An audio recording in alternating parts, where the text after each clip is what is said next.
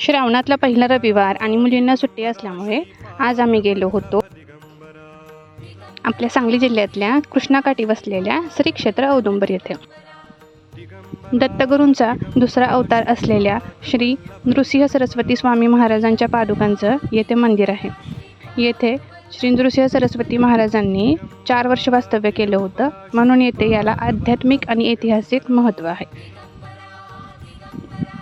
श्रावण महिना असल्यामुळे येथे भरपूर आज गर्दी होती. आजूबाजूला असलेल्या औदुंबराच्या झाडांमुळेच याला औदुंबर असं नाव पडलं असेल असं वाटायला लागलं. औदुंबराच्या झाडांबरोबरच तिथे नृसिंह महाराजांना प्रिय असलेली श्वान मंडळी भरपूर बघायला मिळतात. आज तिथे पलूसची धोंडीराज महाराजांची पालखी आली होती. येथे कृष्णपात्रामध्ये मगरी येत, त्यामुळे ठिकठिकाणी बोर्ड लावलेले होते.